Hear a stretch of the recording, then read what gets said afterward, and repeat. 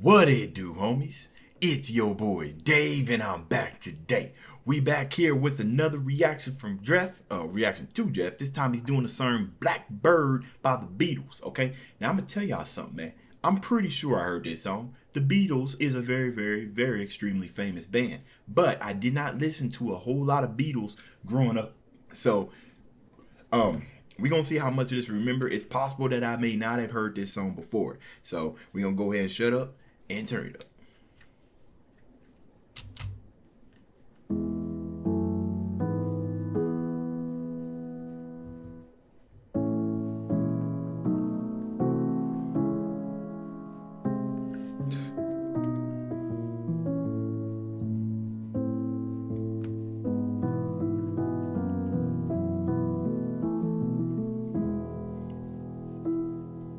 Blackbird singing in the dead of night. Take these broken wings and learn to fly. All your life, you were only waiting for this moment to arise. Bro, his voice is literally butter. It literally can.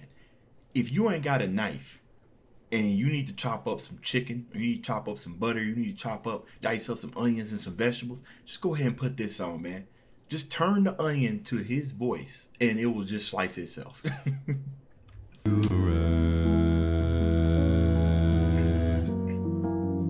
He flexing on us with that range too.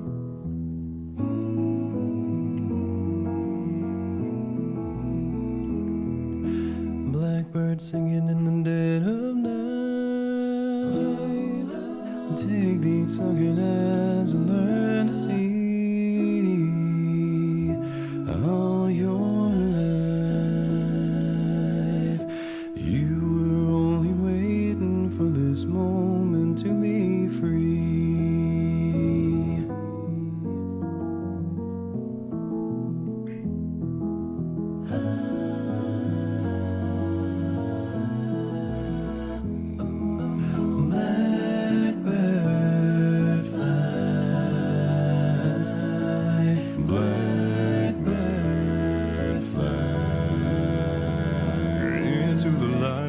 Dark black night. Ooh, his kind of riff right into that. Yo, I'm telling y'all, man, Geoff got this range. And it's crazy this type of stuff he could do to it with the amount of notes and stuff that he can hit. You know what I'm saying? That gives him a little bit more flexibility when he comes to arrangement, especially when he's arranging with himself. Everything about this is just meticulously detailed between the editing and disappearing of his multiple images and everything out here, hitting us with an after image and making sure that when he do throw in his low notes, you know, they ain't overshadowing the high notes and everything. He's pretty much making this his own. I feel like whenever time you're doing a cover, you know, and especially when you're doing a cover of the Beatles, you know, you definitely got to come with it because a lot of people have a huge amount of respect for the Beatles. So if you're going to do a cover, you got to come, right? You got to come hard. It's got to be absolutely flawless. And what other person better to do it than the mighty Geoff?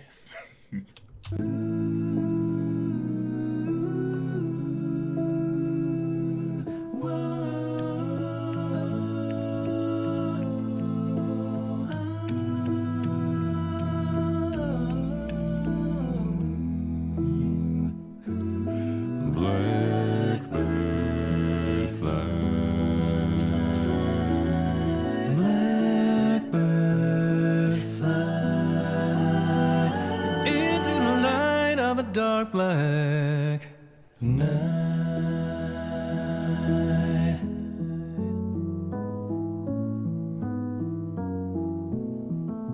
Blackbird in the dead of Blackbird in the dead of night. Take these sunken eyes and learn to see all your life. You were only waiting for this moment to be free. You were only waiting for this moment to be free. You were only waiting for this moment to be free. Blackbird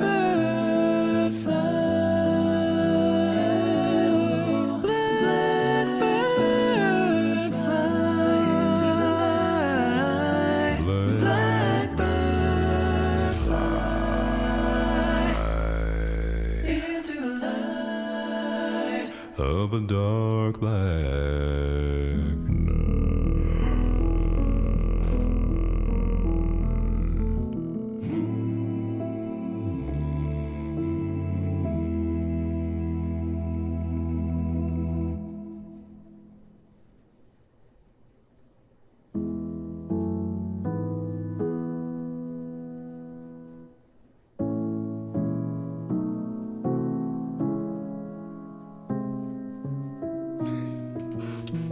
Bro, just go ahead and wrap it up, bro. Yeah. You know, it's so funny. The thing about Geoff and his bass is that it's so smooth, right? And if you got like a really good pair of headphones, these ones I got right here are pretty cheap, but they do a pretty good job throwing in that bass. It's just crazy how smooth it's just gliding here. I mean, man, come on. And then we get to hear a little bit more of just high notes here as well. Just let you know, like he flexing on us. Now, one thing that stood out to me with this song was when he started doing the fly and everything. Now, it almost as if he intentionally added a little bit more air every time he did fly. Where you know when he did it like 4 times, when he's like fly, fly, right? Now, when we talk about Geoff, you know, he's a professional singer, right? You know, this guy's professional in everything he pretty much does. So I would like to think that if we did hear like that extra air, it's because it was intentional. Usually something like that, you know, you would hear from like inexperienced singers because they're either too close to the mic or something, or they, you know, it's their first time singing in front of a mic. But I give Geoff the benefit of the doubt because he's a professional singer. So the reason why I bring that up is because the ignition of that air when he said fly, right? Because, you know, fly, so giving the impression of a lot more air, you know. Or it could be simply that it was just something that just happened because he needed to add a little bit extra force to be able to hit that note. Could be, but that's the one thing that stood out to me. Outside of the dragon breath being flamed and throwed and splashed everywhere within the song, this was an amazing composition, and I think he did a very, very, very wonderful, very, very good job at these melodies. I mean, it's such a beautiful song. Now, honestly, guys, after hearing this, I have not heard the original from the Beatles. You know, I've even thought about maybe doing some reactions to the Beatles because I definitely didn't grow up listening to Beatles, and my parents weren't playing Beatles at all. We were listening to a whole lot of Motown.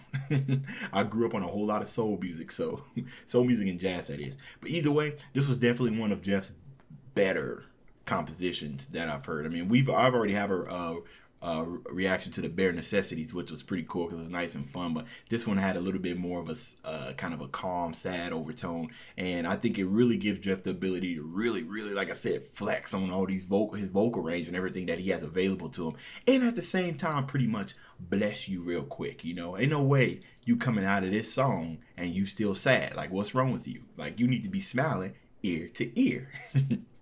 All right, y'all, that's the end of this video. If you enjoyed the content, leave a like and subscribe. Dave's out.